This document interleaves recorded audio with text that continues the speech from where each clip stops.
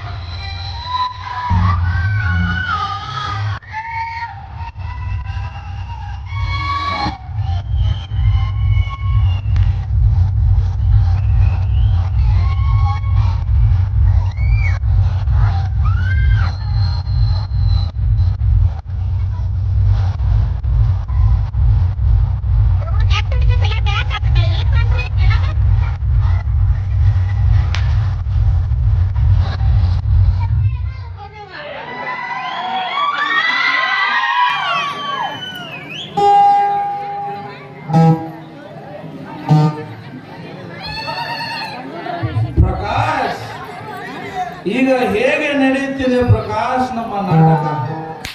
ನಡೆಯುತ್ತಿರುವುದಷ್ಟೇ ಏಕೆ ನಾಗೇಂದ್ರ, ಚೆನ್ನಾಗಿ ನಡೆದೇ ಹೋಯಿತು. ಪ್ರಕಾಶ್, ನಿನ್ನ ತಂದೆಯವರಿಗಂತೂ ಎದುರಾಗಿ ಅರ್ಧ ಭಾಗ ಆಸ್ತಿಯನ್ನು ನಿನ್ನ ಹೆಸರಿಗೆ ಮಾಡಿಕೊಂಡಿದೆ.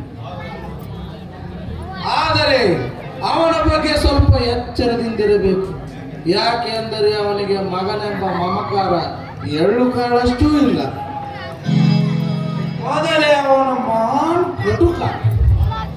ನಾನೊಬ್ಬ ಶ್ರೀಮಂತ, ನಾನೊಬ್ಬ ಗೌರವ ಮನೆತನದಲ್ಲಿ ಜನಿಸಿದನೆಂಬ ದುರಾಚಾರದ ಅಭಿಮಾನ ಅವನಲ್ಲಿದ್ದರೆ ನಿನ್ನ ಜೀವಕ್ಕೆ ಏನಾದರೂ ಅಪಾಯ? ಏನು ಮಾತನಾಡುತ್ತೀವಿ ನಾಗೇಂದ್ರ? ನನ್ನ ಪ್ರಾಣ ತೆಗೆಯಲು ನನ್ನ ತಂದೆ ಏಕೆ? ಆ ಪರಶಿವನಿಂದಲೂ ಸಾಧ್ಯವಿಲ್ಲ. ಹುಚ್ಚು ಕಲ್ಪನೆ ಪ್ರಕಾಶ್ ನಿನ್ನದು. ಭಸ್ಮಾಸುರನ ಸ್ಥಿತಿ ಏನಾಯಿತು ನಿನಗೆ ತಿಳಿದಿಲ್ಲವೇ? ತನ್ನ ಅಹಂಕಾರದಿಂದ, ತನ್ನ ಹಸ್ತದಿಂದ ಸುಟ್ಟು ಭಸ್ಮವಾಗಿ ಹೋಗಿಬಿಟ್ಟ. ಅದಕ್ಕಾಗಿ ನಿನಗೆ ಹೇಳುತ್ತಿರುವೆ, ಚೆನ್ನಾಗಿ ಯೋಚಿಸು ಎಂದು. ಈಗೇನು ಮಾಡಬೇಕು ನಾಗೇಂದ್ರ?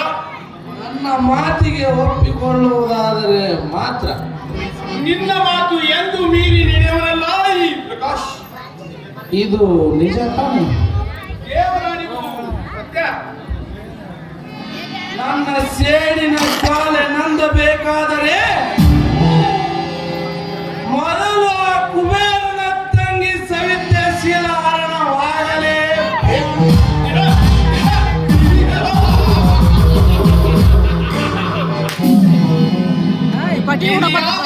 ವಿಷಯ ಹೇಳ್ತಿರ್ವಿ ನಾಗೇಂದ್ರ.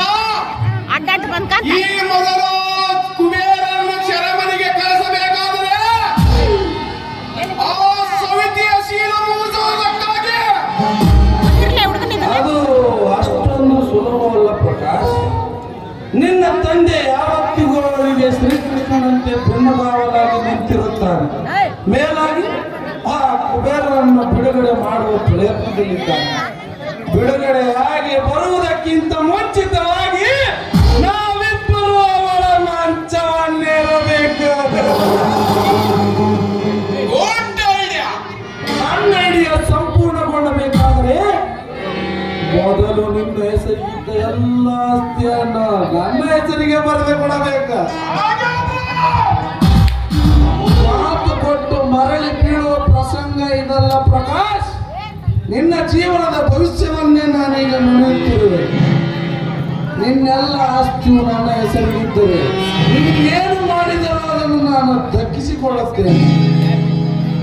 ಪೊಲೀಸ್ ಡಿಪಾರ್ಟ್ಮೆಂಟ್ ಆಗಲಿ, ಇಲ್ಲವೇ ಕೋರ್ಟ್ ಆಗಲಿ, ನಿನ್ನ ಬಗ್ಗೆ ಕ್ರಮ ಕೈಗೊಳ್ಳಲು ನಿನ್ನ ತಂದೆ ಏನಾದರೂ ಅಡ್ಡಿ ಆತಂಕ ಮಾಡಿದರೆ ಅದಕ್ಕೆ ನಾನು ಜಾಮೀನ್ದಾರನಾಗಿ ನಿಂತು ಅವರು ಕೇಳಿದಷ್ಟು ಹಣವನ್ನು ಒಗೆದು ನಿನ್ನನ್ನು ಹೊರಗಡೆ ತರಲು ಪ್ರಯತ್ನ ಮಾಡುತ್ತೇನೆ. ಇಲ್ಲವಾದಲ್ಲಿ ನೀನೇ ಒಳಗಡೆ ಹೋದ ಮೇಲೆ ಬರಿಗೆಯಲ್ಲಿ ನಾನೇನು ಮಾಡಲಿ ಪ್ರಕಾಶ್? ಕರೆಕ್ಟ್ ಆಗಿ ಪ್ಲಾನ್ ಮಾಡಿಕೊಂಡಿರುವೆ ನಾಗೇಂದ್ರ. ಕೆಲಸ ಕರೆಕ್ಟ್ ಆದರೆ ಸಾಕು. ಬಾ ಮೊದಲು ಇದೊಂದು ಮುಗಿಸೋಣ. ಬನ್ನಿ.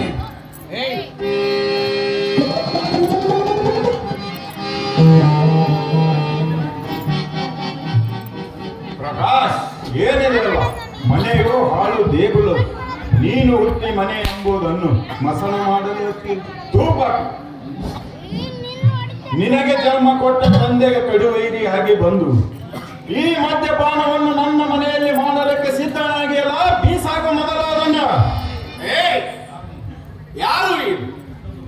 ಎಷ್ಟೊಂದು ಬಾಯುದ್ದ ಬಿಟ್ಟು ಮಾತಾಡ್ತೀವಿ ಇಲ್ಲ. ಎಲ್ಲಿದೆ ನಿನ್ನ ಮನೆ? ಇದು ನನ್ನ ಮನೆ. ನನಗೆ ಹೇಳ್ತಿರುವ ನೀನ್ಯಾರು? ನಾನು ನಿನ್ನ ತಂದೆ ಕಣೋ, ನಿನಗೆ ಜನ್ಮ ಕೊಟ್ಟ ತಂದೆ.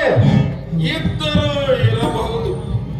ಬುದ್ಧಿವಂತಿಕೆ ಹೇಳಲಿಕ್ಕೆ ಬಂದಿರಿಯೇನೋ ನಾರಾಯಣ? ಇದು ನಿನ್ನ ಮನೆಯಲ್ಲ. ಇದರಲ್ಲಿ ನಿನ್ನದೇನು ಹಕ್ಕೂ ಇಲ್ಲ. ಪ್ರಕಾಶ್, ಬಾ ಬಿಗಿ ಹಿಡಿದು ಮಾತನಾಡು. ಬಿಗಿ ಹಿಡಿದು ಮಾತನಾಡುವನು ನಾನಲ್ಲ,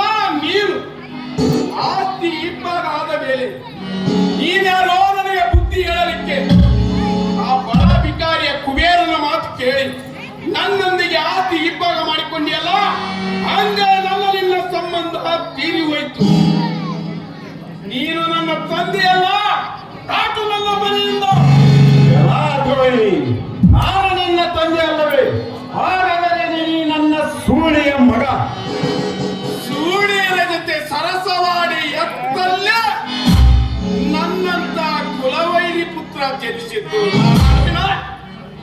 ಕಣ್ಣಿದ್ದರೆ ಇನ್ನೂ ನೋಡುತ್ತಿರುವಿ ನನ್ನ ಕ್ರಾಂತಿ ಜ್ವಾಲೆಯನ್ನು. ಪ್ರೇಮ ಅಣ್ಣನ ಜೊತೆ ಬಂದು ಒಳ್ಳೆಯವರನ್ನ ಕೈ ಹಿಡಿದು ಬಾಳಬೇಕೆಂಬ ಆಸೆಯೋ, ಅಥವಾ ಈ ಮುದಿಯನ ಬೆನ್ನತ್ತಿ ಮೊತ್ತೈದೆಯಾಗದೆ ಹಾಗೆ ಸತ್ತು ಹೋಗುವೆಯೋ? ತಾಯಿ ಇಲ್ಲದೆ ತಂದೆಯ ಪೋಷಣೆಯಲ್ಲಿ ಬೆಳೆದು ಬಂದ ನಾನು ಯಾವಾಗಲೂ ನನ್ನ ತಂದೆಯ ದಾರಿಯಂತೆ ನಡೆದು ಶಿವ ಶರಣಿಯಾಗಿ ಸತ್ತು ಆ ಶಿವನ ಸನ್ನಿಧಿ ಸೇರುತ್ತೇನೆ ವಿನಃ ಎಂಥ ಕಟುಕನ ಮಾತನ್ನು ಕೇಳಿ ಈ ಮನೆಯನ್ನು ನುಚ್ಚು ನೂರು ಮಾಡ್ತಾ ಇದೆಯಲ್ಲ, ನಿನ್ನಂಥ ಮೂರ್ಖನ ಬೆನ್ನು ಹತ್ತಿ ನಾನೆಂದಿಗೂ ಬರಲು ಸಾಧ್ಯವೇ ಇಲ್ಲ. ಪ್ರಕಾಶ್, ಇದೆಂತ ಅವಮಾನದ ಮಾತು? ಎಂತವರ ಜೊತೆ ಮಾತನಾಡಿ ಹೇಗೆ ತಲೆ ಕೆಡಿಸಿಕೊಳ್ಳುವುದು ನಾಗೇಂದ್ರ? ಬನ್ನಿ ಹೋಗೋಣ.